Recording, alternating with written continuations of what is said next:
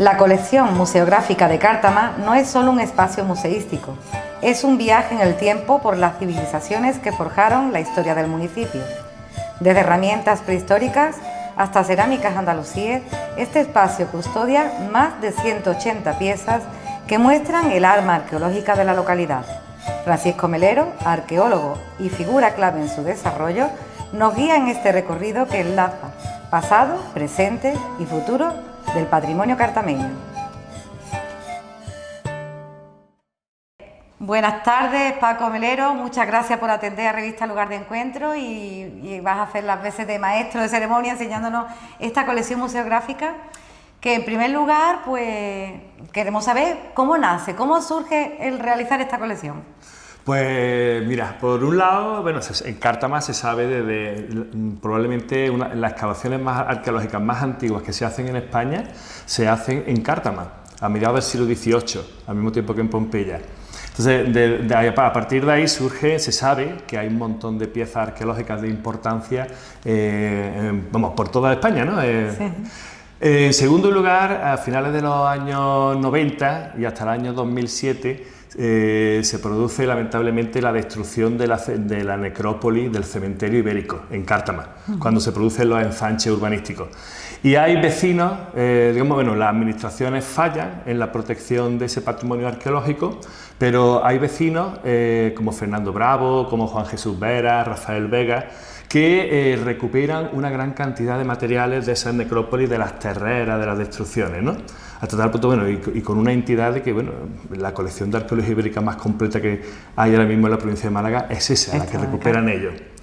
Eso es el segundo factor. Y un tercer factor, digamos, en el año 2005 el ayuntamiento por primera vez decide excavar en el casco urbano de Cártama, en el solar del antiguo ayuntamiento, que se demuele para construir la Casa de la Cultura, pero dicen de hacer excavaciones arqueológicas y cuando realizamos esas excavaciones arqueológicas pues nos encontramos restos de una cabaña del siglo VIII a.C., restos de casa íbera, la basílica del foro romano, muros bizantinos.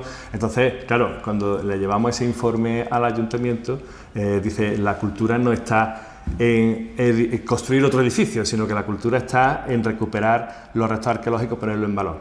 Entonces, con la suma de todos esos elementos, se genera una serie de materiales arqueológicos que son los que se exhiben en la colección museográfica y que, bueno, surge dónde exponerlos, dónde mostrarlos a la ciudadanía, y entonces cuando se promueve por parte del ayuntamiento pues la creación de la colección museográfica. O sea que esto es algo muy importante para el municipio. Entiendo. Claro. Sí, claro, aquí tienes la historia de este municipio, bueno, y después un lugar magnífico donde ver cómo evoluciona una ciudad desde a lo largo de 2800 años. Es un lugar, digamos, único, que difícilmente creo que puedas ver en otro sitio. Y claro, entonces el papel de las instituciones, desde el ayuntamiento que sabemos que se ha puesto, ¿qué papel ha jugado aquí las instituciones, las administraciones con este museo? Pues el papel es esencial en el sentido en que son ellos los que tienen la tutela del patrimonio histórico. Entonces, tanto el ayuntamiento en sí, que es el que ha estado poniendo el dinero y el que ha estado promoviendo, como también la Junta de Andalucía, que es la que tiene la tutela y la que tiene que, digamos, de alguna manera inventariar y reconocer todas y cada una de las piezas que se exponen en la colección museográfica. ¿Hay un reto a cara de futuro de unir esta colección museográfica con el parque arqueológico? ¿Va a ser una realidad? ¿Lo vamos a ver? Sí, el discurso, digamos, hace 20 años, en el 2005, cuando esto se descubrió, yo recuerdo en las primeras reuniones que se decía, ¿qué es lo más importante, no? Y había compañeros que, claro, con ese suelo de mármol de la Basílica Romana, decían, la Basílica. Pero yo desde primera hora tuve una cosa clara, que la Basílica es importante y hay otros muchos edificios en el futuro parque arqueológico que son importantes. Pero lo que es excepcional, que no vas a encontrar, yo qué sé, por decirte, en el Mediterráneo occidental, es que no se conoce, es que en una misma parcela, ahí en ese parque arqueológico futuro, se pueden ver construcciones desde el siglo VIII a.C. hasta la actualidad de todas las épocas históricas. Increíble. Eso es una cosa que es excepcional y es una cosa que vimos desde primera hora, y a partir de ahí, digamos que todo lo que se construye con ese discurso expositivo, la posibilidad de poder ver toda esa evolución desde el siglo VIII a.C. hasta la actualidad, tanto en el futuro parque arqueológico, los bienes inmuebles, los edificios, como aquí en la colección museográfica ya, los bienes muebles, esas piezas arqueológicas que vienen de la Además que al visitante que venga tenemos un documental, ¿no?, de 15 minutos que también ve ese progreso, ¿no? Es interesante que lo vea, que la audiencia pida cita y llegue a esta colección, porque no la podéis perder. Y hay algo que me llama la atención y es que se iniciaron a la par que en Pompeya se iniciaban las excavaciones, se iniciaban aquí. ¿Por qué? ¿Cómo puede coincidir eso? Pues eso es lo que te da para reconocer la importancia que tiene Cártama, ¿no? Porque en Pompeya estaba claro, dijeron, ¿dónde excavamos? En aquella época, digamos que las excavaciones no eran unas excavaciones científicas. Allí lo que se buscaba era pues, recuperar piezas como el pedestal que estamos viendo aquí, o como las estatuas que había en lo alto de los pedestales, o sea, piezas, digamos, esculturas y piezas potentes. Entonces en Pompeya lo tenían claro, sabían que había una ciudad allí que se había sepultado por el Vesubio, entonces tenía allí una ciudad entera. En Cártama, dijo Fernando VI, el rey, en España, ¿dónde excavamos? Entonces alguien dijo, ¿dónde salen muchas piezas cada vez que se hace una casa, cada vez que se construye algo en el casco urbano, salen esculturas? ¿Dónde? Y dijeron, en Cártama. Y vinieron y excavaron aquí. Pues se lo debemos a él. Sí, tal. Pues nada, continuamos, nos vamos a otra planta, ¿no? Venga.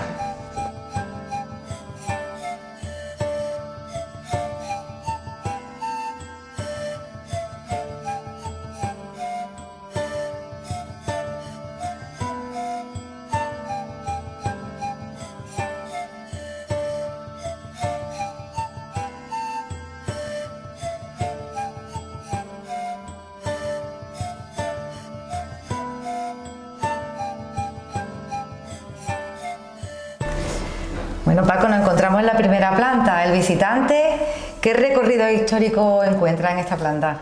Pues en esta primera planta iniciamos, digamos, el recorrido histórico con algunas vitrinas y algunos estanes que están dedicados a la prehistoria reciente, al paleolítico, al neolítico, pero después ya se centra en lo que es el centro histórico de Cártama. Y empieza con el recorrido el poblado de las cabañas del bronce final y las colonizaciones fenicias. Después el apartado, que digamos que quizás el más importante, ¿no?, el que tiene mejores piezas, que es en el que estamos, que es la época ibérica, que Cártama fue una ciudad muy importante en época ibérica, fue la cabecera del Valle del Guadalhorce, y digamos que las piezas que nos rodean ahora mismo pues dan testimonio de ello. Y después terminamos en la época romana, ya viendo pues, las piezas de mármoles de la arquitectura del foro romano o fragmentos de mosaicos de las domus, de las casas que rodeaban el foro. En tu opinión, ¿qué pieza que hay más significativa en esta planta? Eso es complicado, ¿eh? Eso es complicado y la verdad es que decir una, no puede. Te lo explico claramente, ¿no? Porque, por ejemplo, aquí estamos viendo una crátera de figuras rojas, que es una producción que se hizo en el siglo V en Atenas, de cerámica ática. Y digamos que en la provincia de Málaga no vas a encontrar de momento ninguna en otro museo en la provincia. Es una crátera de figuras rojas. Y además no solamente tenemos esta, sino que además tenemos dos. Tenemos aquí otra más pequeña en lo que es la tumba. Sí. Porque entonces, además tenemos aquí un mural de un enterramiento íbero, ¿no? Sí. ¿Qué nos cuenta de este mural? Pues el mural, la verdad es que es una imagen súper interesante y súper enriquecedora.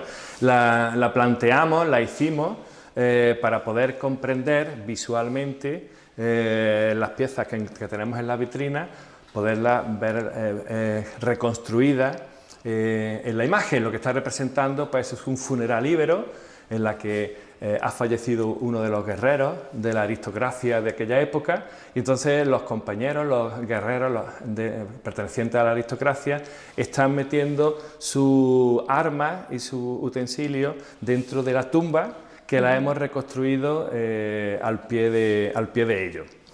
Y es una escena que está desde donde estaban los cementerios ibéricos, que era en el Santo Cristo, y al fondo, por ello, estamos viendo el Cerro de la Virgen al pie la cártama de época ibérica y después también algunos, pues, el Tajo de la Umbría en aquel lado y un recinto fortificado que se descubrió hace poco.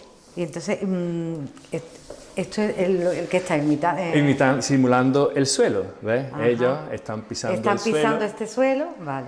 Y dentro del suelo, en el suelo se excavaba y estaba la ya tumba. Muy bien. Así es como serían muchas de las tumbas que, como vimos, se destruyeron a finales de los años 90.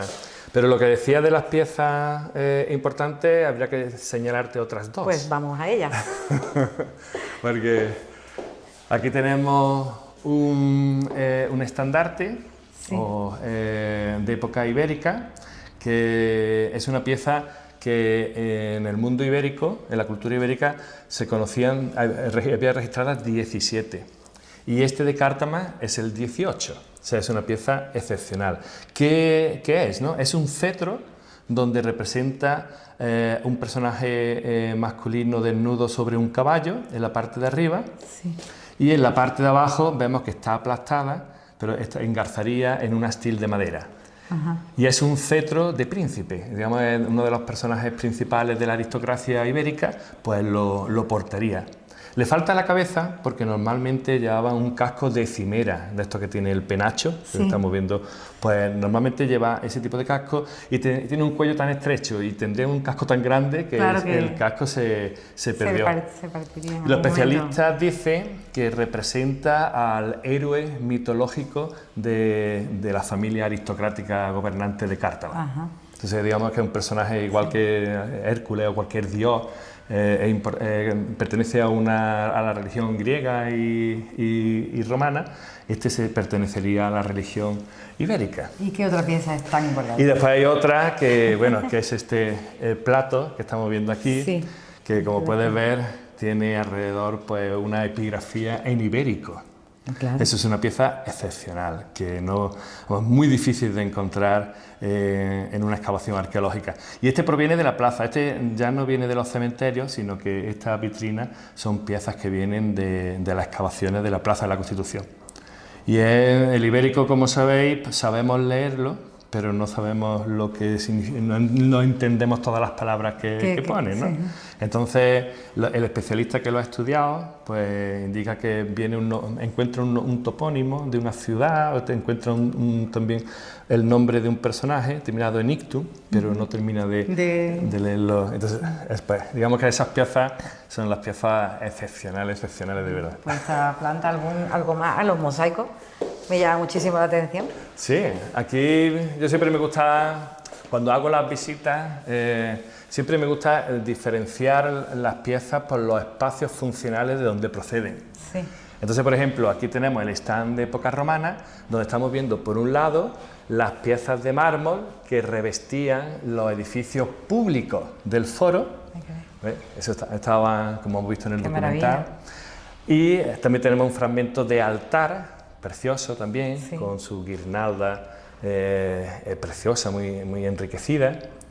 Pues aquí tendríamos las piezas de los espacios públicos y aquí el mosaico, pues, nos representan los suelos de las domus, de las casas que rodeaban el foro. Entonces ya sabemos, estos son fragmentos de uno que se destruyó en el año 1998, pero que también vecinos de aquí recuperaron estos dos fragmentos y lo pudieron traer.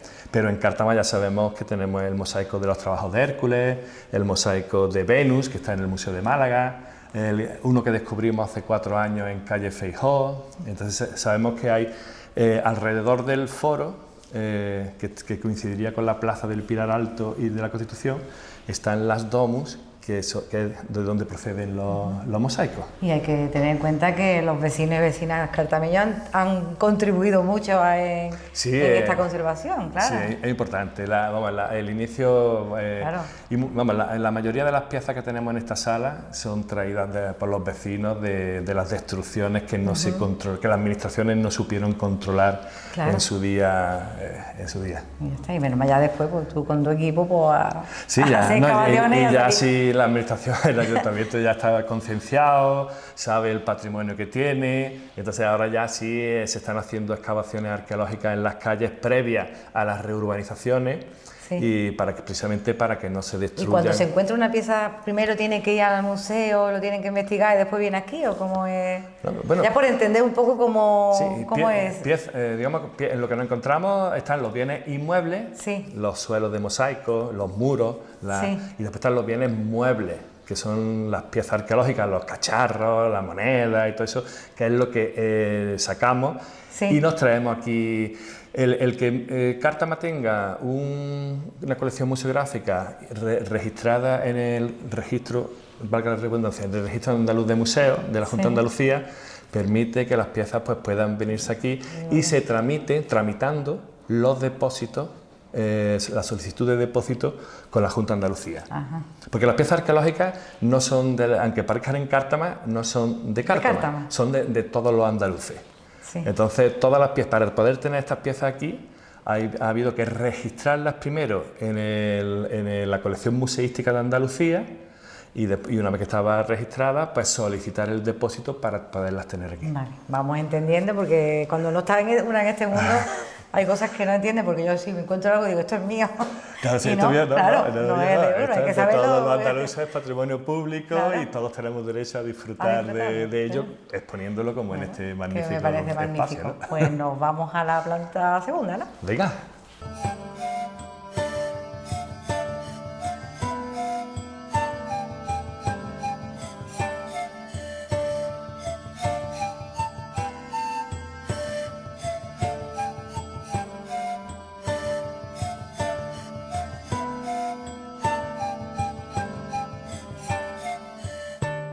Bueno, Paco, nos encontramos en la segunda planta y aquí, ¿qué destacarías de la época andalusí o moderna?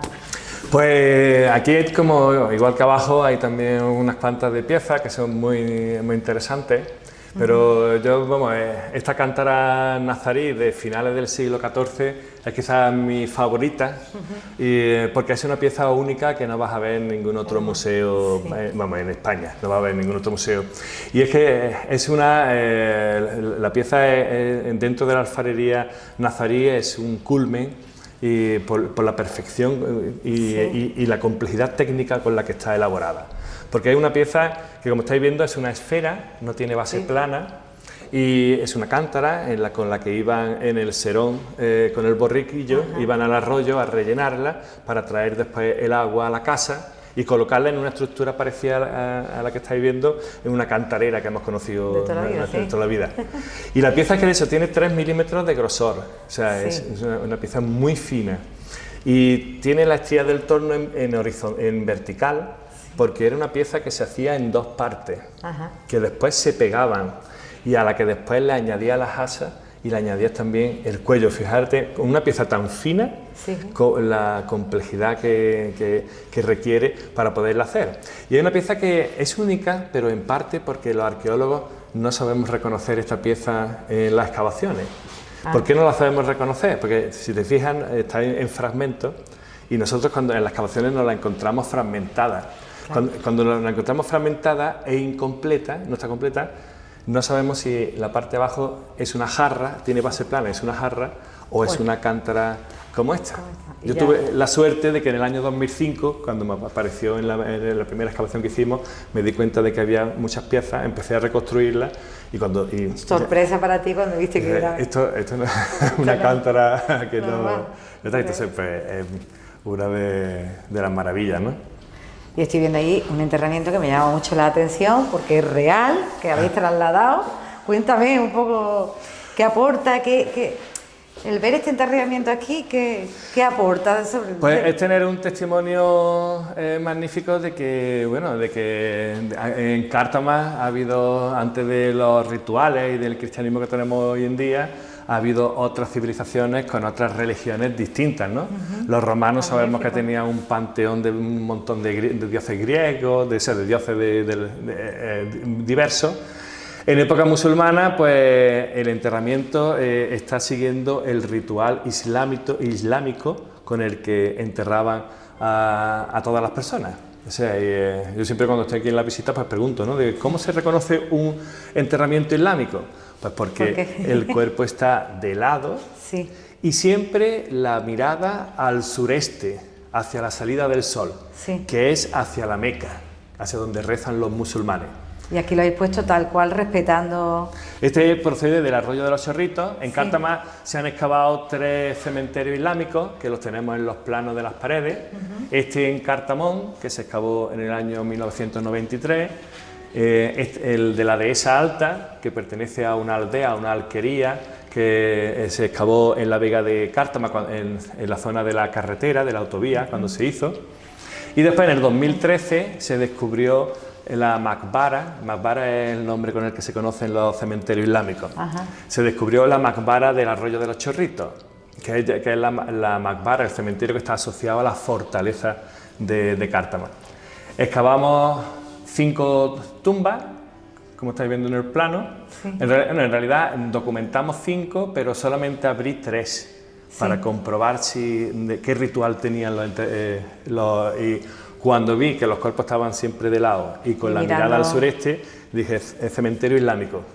No seguí abriendo, y lo que sí hicimos fue que nos trajimos a este personaje que estáis viendo. La tumba está reconstruida aquí en el museo. ¿Las tejas? Pero son originales, tanto las tejas como el cuerpo, como el esqueleto, son originales. O sea, tenemos un enterramiento real. Exactamente. No una recreación como yo había pensado.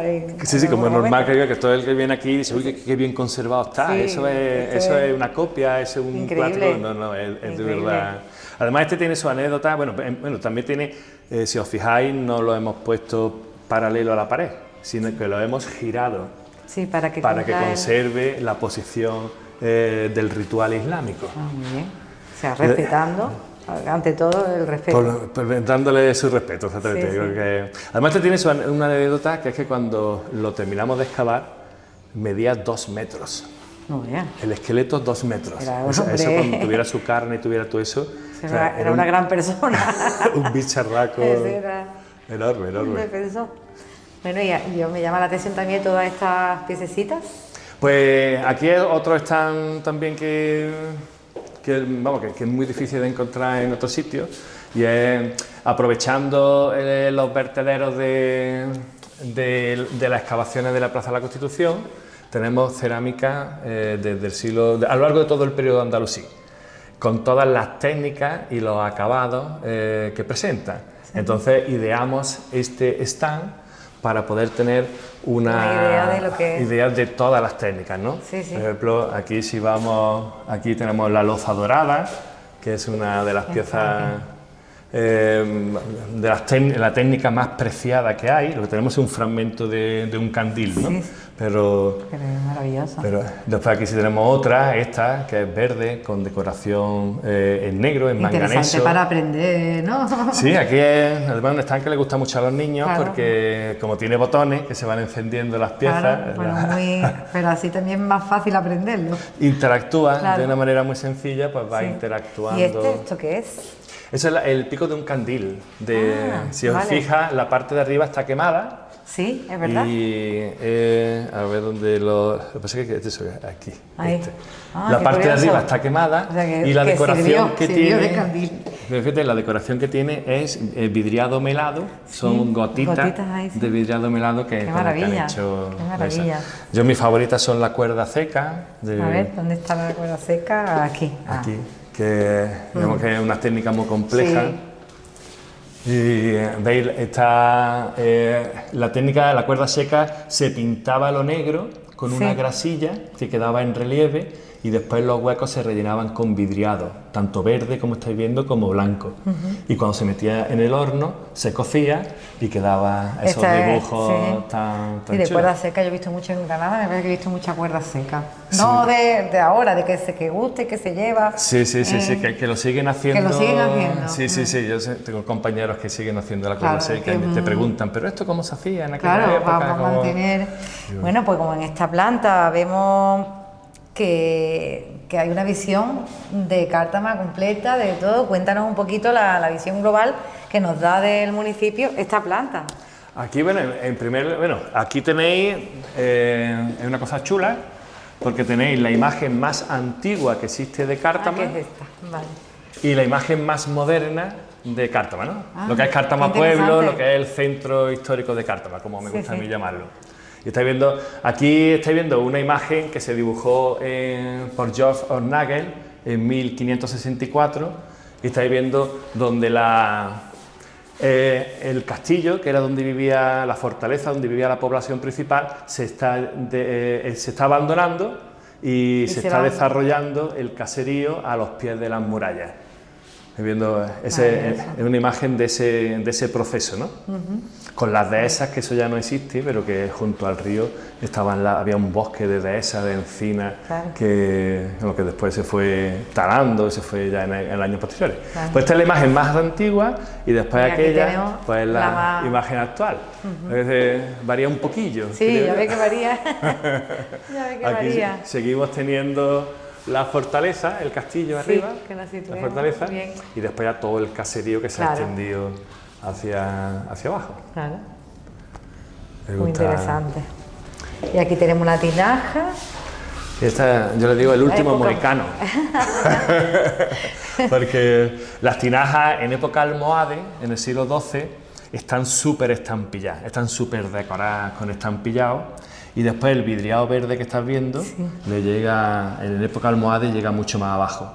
Pero esto, digamos, que es una última expresión de esas tinajas andalusíes, en donde ya las estampillas son solamente un motivo y están haciendo ahí unos poquitos, unos de juego, con unos triangulillos, con unos... Y después el vidriado ya no llega a la parte abajo de la tinaja, sino que ya se reduce prácticamente al cuello. Ya después estos desaparecieron. La técnica desapareció. Después yo lo llamo el último mohicano de las tinajas Andalucía. ¿Y algo más que destacar en esta planta que tú veas? Pues aquí hay unos platos y una escudilla que son ya de época cristiana. Digamos, este color ya representa, de vitrina, representa la época moderna, ya después de la conquista. A mí siempre me gusta comparar la diferencia en los modos de consumir los alimentos. Antes teníamos el ataifor, que lo tenemos en aquella otra vitrina, verde, y que es una pieza donde comía toda la familia colectivamente, del mismo plato que comía.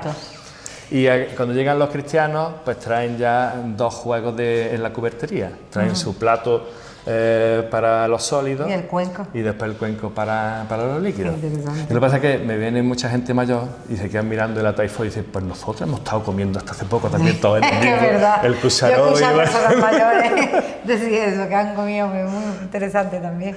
Entonces también tiene una cosa también chula. Ya eso es que son otros tiempos de hambre, el pobre poco comía. Sí, la costumbre. Bueno, todavía en Carratraca hay un sitio, ¿no?, donde te ponen la olla y a comer todo el mundo. Y mi madre hace de eso, la cuajada que hace en el Día de los Reyes. Eso, allí nos estamos todos los primos y todo eso, y hasta que no queda una cucharada de cuajada, allí lo estamos metiendo. Pues muy bien, pues seguimos. Y aquí nos encontramos con todo un panel que nos explica el núcleo histórico de Cártama, así que todo tuyo el panel. Vaya. Pues el panel es lo que es la Cártama actual, que es ya su historia actual, ¿no? Y es esa complejidad, ¿no?, que supone Cártama, ¿no?, con esos 11 núcleos urbanos y con dos núcleos principales, que los tenemos en el núcleo histórico de Cártama, lo que los cartameños llaman Cártama Pueblo, donde que tiene su iglesia parroquial, su ermita, el puente que le dicen romano, la columna, la casa de los Andrade, todos los edificios.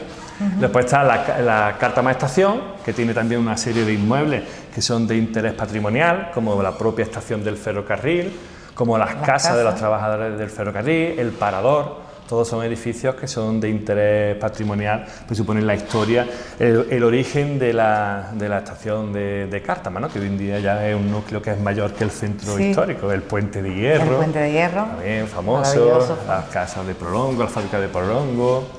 Pero también forma también parte de la historia todas las pedanías que tiene alrededor, ¿no? Cártama tiene esa complejidad y esa singularidad, ¿no? La Aljaima, que surge en una estación de ferrocarril, Nueva Aljaima, que son pueblos de colonización del siglo XX, Pueblo Nuevo, el Segmo, que también hoy en día es el tercer núcleo más grande y también surge a partir de una cortijada que había en la zona, Loma Cuenca, Doña Ana, Gibalgalia, Casa Palma, que es el edificio que estáis viendo ahí, es un edificio súper importante porque es, como sabéis, Casa Palma fue un señorío independiente de Cártama.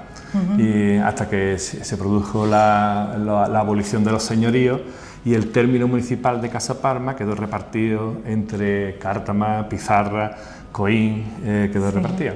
Pues el edificio es la casa señorial del señor de Casa Palma que tuvo, que es un edificio muy singular, ¿no? Y entonces nada, esto es, hoy en día pues todos forman parte de la historia, todos los municipios, todos los núcleos, y deberían de estar y están en un panel aquí en la colección museográfica de Cártama. Cártama tiene historia, ¿eh? No se puede decir. Una poquita. Tiene historia. Sí. Pues vamos llegando al final, Paco.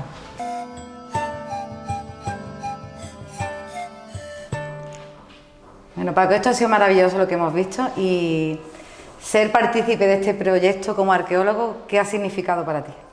Pues bueno, hay que decir que llevamos 20 años con la investigación, con la recuperación, con la puesta en valor del patrimonio. ¿Qué ha significado? Pues es un proyecto, digamos, un poco personal, ¿no? Y sobre todo saber que las cosas se pueden hacer con una profundidad que es como entiende uno que debe de entenderlo la ciudadanía, ¿no? Que las cosas, yo me gusta siempre, yo sí, en todos los sitios vemos romanos, vemos fenicios, pero aquí en Cártama vemos más allá de eso. Y poder investigarlo, poder trabajar en la puesta en valor, poder digamos, pues todo un placer. Claro, sí, va a ser un proyecto de vida casi, porque 20 años. Y 20 años dan para mucho. ¿Anécdotas? ¿Alguna que recuerdes? Bueno, ahí anécdotas también hay muchas, ¿no? Ya he visto las piezas, sí, claro. Ese plato con el epígrafe, eso. Pero hay cosas, por ejemplo, el pedestal de Cayo Fabio Fabiano, que hemos visto en la planta de abajo. Sí. Allí tuve una pérdida de noción del espacio cuando empecé a leer por primera vez esas letras. ¿Por qué? Porque en el pedestal, después de poner el nombre, ponía Singiliensi. Y Singiliensis significa que es de la ciudad de Singilia Barba, que no es Cartima. Ajá. Y la verdad es que hubo un momento cuando dice, pero bueno, no estoy en Cartima, no estoy en Cártama, o sea, no estoy en Antequera, en Singilia Barba, que es donde está esa ciudad. Claro. Estoy en Cártama. ¿Qué es una sensación de pérdida de noción de, ya dice, no, es que pues algo significa, ¿no? Claro. Resulta que Cayo Fabio Fabiano estaba casado. Era de Antequera, de la ciudad de Singilia Barba, pero estaba casado con Iunia Rústica, que era de Cártama. Increíble. Entonces, es lo que fue un momento de lazo, sí, ¿qué está pasando aquí? Es lo que... Y después, bueno, aquí es que hay tantos momentos especiales. Descubrí ese suelo de mármol en el año 2005, descubrir ese muro de sillares que rodea la Plaza Íbera, descubrir... O sea, todas y cada una de las cosas es tanta la singularidad que hay en Cártama, en sus restos arqueológicos, que te pone a buscar muchas veces en la bibliografía y es que no encuentras paralelos, porque no existen de eso, no se ha excavado en ningún lado. Y todo eso, pues, como podrás comprender, es una verdadera Qué suerte pasada. La tuya, haber sido arqueólogo aquí, sí, bueno, que pensaran en ti. Qué suerte que esté todo aquí, esté todo sí, tan... y que esté todo tan recogidito aquí. Asequible. Que sí. Bueno, pues ya por último, pues que le dejes un mensaje a la audiencia de Revista Lugar de Encuentro. La cámara es tuya. Bueno, pues ya habéis visto en este pequeño reportaje pues todo lo que tiene Cártama en su colección museográfica. Como estáis viendo, es un lugar inmejorable. Yo creo que, difícilmente vais a encontrar otro sitio donde podáis ver cómo evoluciona una ciudad a lo largo de 2800 años, o sea, desde el siglo 8 a.C. hasta la actualidad, a lo largo de todas las civilizaciones que han existido sin solución de continuidad. O sea, todas están aquí. Y como se puede ver, tanto, aquí en la colección museográfica vais a ver las piezas arqueológicas, los bienes, la cerámica, los objetos, y en el parque arqueológico, en el futuro parque arqueológico, cuando esté hecho, pues vais a poder ver todas las construcciones, esa cabaña, esa casa íbera, esa plaza íbera, esa basílica romana, esos muros bizantinos, como estáis viendo. Difícilmente con una sola visita se puede comprender todo lo que hay aquí, pero bueno, para eso está, es gratis y está para que lo disfrutemos y lo veamos. Y aconsejo pues nada, que vengáis a verlo y a disfrutarlo. Muchas gracias.